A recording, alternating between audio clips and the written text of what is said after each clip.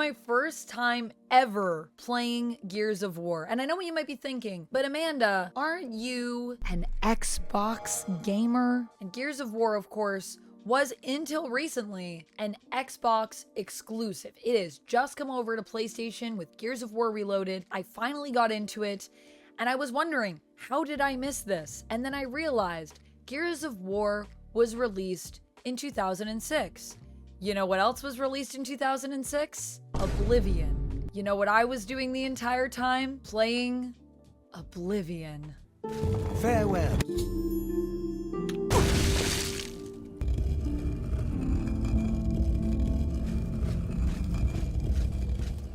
May you rest in peace. I've played so much Oblivion, I can't even tell you. Have I played the remaster yet? Don't worry, we're getting there. I just got Game Pass for that reason. But the cool thing about Gears of War is that it really is so 2006 in terms of the gameplay. It just like took me back to a time before mini-maps, a time when we couldn't just use our detective vision to see all the enemies in the world, or, you know, ping the surrounding area to find every propane tank that we need to survive the Krill. This was a time before all of that. So you have to pay attention to things that are happening in the world around you in order to figure out how to even move forward in the game. It's not as hand-holdy as games are these days. And it also made me realize how lazy we've become as gamers, because man, there are times when I was thankful I was playing with Uptown Duck, and he has played before, so he was able to really kind of guide me through the maps and stuff. Otherwise, because I was chatting and streaming at the same time, you know, and doing all of that, I may have gotten lost in this game, because it's just like, you really have to pay attention. But I love that about the game, and I think what I also love is I just love the fighting in it. The shooter elements are just all exactly what I want them to be. It's all really, really fun. I really love the reload mini game. I don't think I've played a game that has had a reload mini game. And so that was really cool to see in Gears. And I like that a lot. And I hope we kept that going in the other games as I, you know, dive more into the franchise. I really hope they kept some element of that, because I thought it was really cool. Something that I have a tendency to forget in shooter games is to reload often enough. I really have to actively remind myself. So what I really love about this system is that it's a great way to teach gamers to prioritize reloading, because what it makes you do is it reminds you, like, if you reload and you hit that little window, if your timing is great, which if you've ever seen me play Dead by Daylight, you will know I struggle with that. So it's also going to be teaching me more on timing. If you do that, you get a little bonus. And so what I love about that is it's reward based, it's reward focused. So as a gamer, it's making me think about reloading in a way where I get a little treat if I do it. But it also doesn't penalize gamers if they forget to reload, because you do still auto reload in the game, at least in the reloaded version. I know that this is technically a remake. I think Gears of War Reloaded is considered a remake, but it really does feel to me more like a remaster, if you want my opinion on that side. Obviously, I haven't played the original Gears of War, but just visually, this game is also so stunning. It is a gorgeous game to look at, and I cannot wait to explore more of the world, because I just feel like they did such a good job with building this world and really updating those graphics to more of a modern feel, but not too much. Like, I still feel like the color palette and everything, they've stuck to more of a 2006 vibe. I still sometimes am confused between the Locusts and our crew as to who's an enemy, because everyone has the same color scheme, other than all our red shirts that are gone, who are all the same guy. What's up with that? It's just the same guy who has died multiple times in this game. Rest in peace, red sweater guy. But when it comes to the mechanics as well, it's not just about our everyday weapons that we're using in the reload minigame. No. Because Gears of War Reloaded has introduced me to possibly one of the coolest weapons I have ever seen in a video game, and that would be the Hammer of Dawn. Sorry, Energy Sword. Sorry, Needlers, who I also love from Halo and I think are super iconic.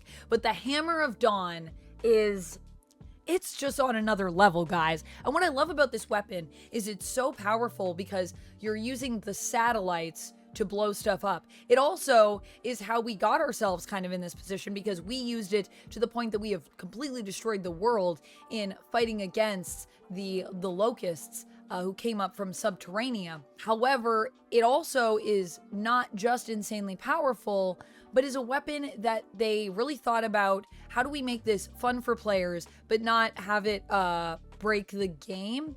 And so I love that the Hammer of Dawn is restricted to the fact that, if there's too much cloud cover, or if you're inside, you can't really use it. Case in point, when we had to fight the Berserker and we had to drive her kind of outside, which was also cool because I kind of allowed Uptown Duck to realize you can use the frags to blow up the walls. We don't actually have to make the Berserker charge into them. You can do it that way, but that was actually would have made the game a lot more challenging. So I was told, you're gonna have to dodge, Amanda. Something that I'm notoriously not great at in games, dodging. I really have to focus to dodge. However, when it comes to, I think, the whole story of this game and what we're doing in general, it does feel like the story, while it's a cool concept, is mainly there to take us through the gameplay. It really is just a means of guiding us through, and I feel like that is an element of the game that I can't wait to learn more about and see as we go on through time how that's really opened up.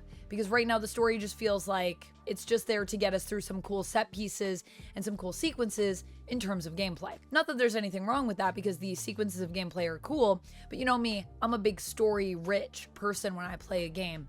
And while I think the Locusts coming up out of the ground and kind of taking over Sarah is really cool as a concept, the fact still remains that, why did that happen? And what's going on with the Locusts, and who are they really, and what are their motivations, and why is their queen British? All of these questions I have, and we haven't really delved too much into them. So I think, it's a cool idea, but I can't wait to see as we go through just how much more I get to learn about that. Because if you were to ask me right now, really what's going on in this game, I don't know. We're running around. We got to get a resonator. I think that's what all Gears are basically kind of focused on. Got to get that resonator. The characters are also really cool, but they kind of fall into a little bit of a similar problem at this day and age. However, it is also 2006, so what we need from our characters might have been a little bit different at this time. The characters all kind of feel like they're one big muscle. Not that there's anything really wrong with muscles. You know me, I love muscles. And I love a chainsaw gun. I think that's really cool, man. However, Coltrane is this character that we get introduced to in such an amazing way. He's got this cool past where he used to be this all-star football player, but we don't really get to know too much about what makes the character tick. I can't really tell you too much about who he is, but I can tell you some basic elements of his origin. And, I think he's cool because he's this guy that's in kind of a one-man standoff when we run into him. He's this legendary figure. Marcus is a character who, he's got a great voice. We got John DiMaggio here. I love his voice. I love how gruff he is. I love how tough he is. But he's very mysterious. We find him, at first, he's in prison. Why was he there? Why do we even have prisons, honestly, when the world is this crazy?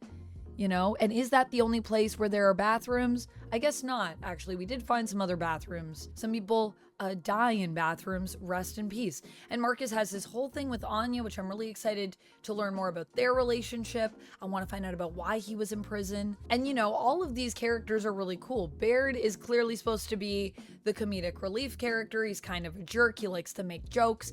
But even as early as this first game, we're kind of finding out, Baird makes jokes because he's scared. That's something that Marcus says over the comms when he's talking to Dom.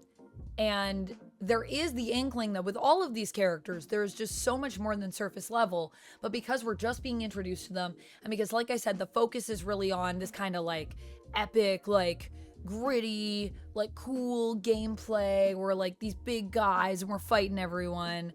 We don't really get too deep into who they are. Kim is maybe the most, has come across as being one of the most just unstoppable figures. He is a guy that when we were fighting, all right, we're in a hallway. There's a turret at the end of the hallway.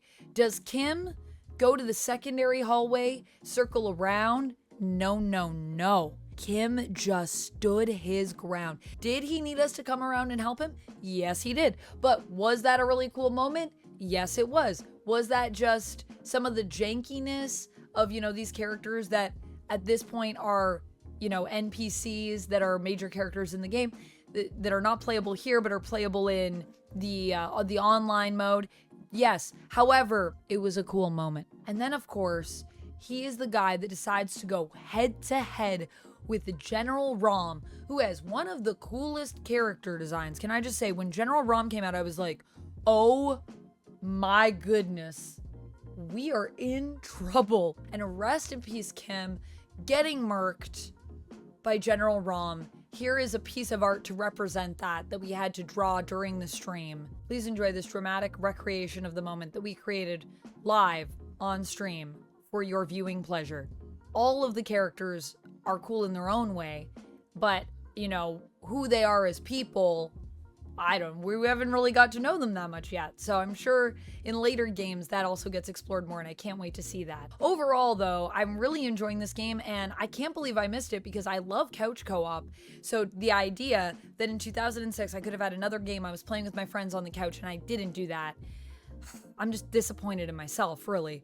But, can you blame me? Oblivion was calling. I had no choice. I had to go where Elder Scrolls took me. I cannot wait to see how Gears of War unfolds, and I cannot wait to explore the lore more. So yeah, those are my first thoughts on Gears of War Reloaded. We are only partway through the game, so all I ask is that, you avoid maybe spoilers for later game right now in the comments. Right now, we have the resonator and we're in the midst of transporting it. We made our way through the Krill. It's still night though, and so what I think is weird is like, why are the Krill only in the city? They're just only there. We're out of the city now and no Krill to be found, even though it's still dark. So not complaining, because they were tough. But also, why is that like that? Is there a reason? So yeah, I can't wait to see where it goes next. But just if you guys could avoid spoilers, because I don't know anything. I'm super new to this. That's all I have for this one. Let me know your thoughts on Gears of War Reloaded, especially if you're someone that, played the original Gears of War. What are you thinking of the new version? What are you thinking of the updates to it? Do you like that they maintained some of that 2006 just jankiness in terms of what gameplay was like back then? Or do you wish that it was more of an update throughout? I would love to hear your thoughts. I'll see you in the next video, and until then, friends, as always, stay nerdy. Bye! And if you like when I talk about video games, you need to check this out. Seriously, click it.